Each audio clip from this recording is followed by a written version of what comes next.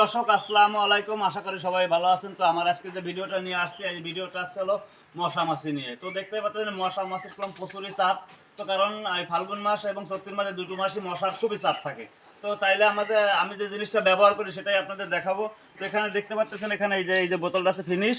তো এই ফিনিশ বোতলটা আর নেবেন আসলে আপনারা ডিজেল নেবেন। এই ফিনিশ এর 2 থেকে 3 মুখ ফিনিশ এই বোতলে দেবেন। 2 থেকে 3 মুখ এর ভিতর দেওয়ার পরে আর আছে হলো আপনার ডিজেল নেবেন। এই ডিজেল নেওয়ার পরে সুন্দর করে আপনার গরুর গায়ে এবং পায়েটা সব জায়গায় স্প্রে করে দেবেন। জাগায় ভাই মাছি মরে যাবে, জাগায়। আপনি একবার ব্যবহার করে দেখুন, জাগায় এরকম মারিয়ে দেবেন, জাগায় মশা মাছি জাগায় মরে যাবে। তো আমি এই জিনিসটা দিয়ে কলম উপকার পাইছি। তো যে জন্য আপনাদের আমি জানালাম যে এই যে কলম খুবই ভালো একটা কার্যকারী একটা আপনারা যদি চান তো এটা আপনারা দিতে পারেন। এবং আরও অন্য সামগ্রী বের হয়েছে, সেগুলো আমি দিয়ে দেখেছি। তা আমি এইটা যেরকম ফলাফল পাইছি, অন্যটা সেরকম ফলাফল পাইনি। তো আশা করি ভিডিওটা আপনারা বুঝতে পারছেন। তো ভালো লাগলে অবশ্যই শেয়ার করবেন। আর দ্বিতীয় কথা হচ্ছে ভাই, শুধু ডিজেল বা আপনার অন্য যে পদ্ধতি মাছি খেতানোর জন্য দিলে শুধু হবে না, আপনারটা সুন্দর করে পরিষ্কার লাগবে।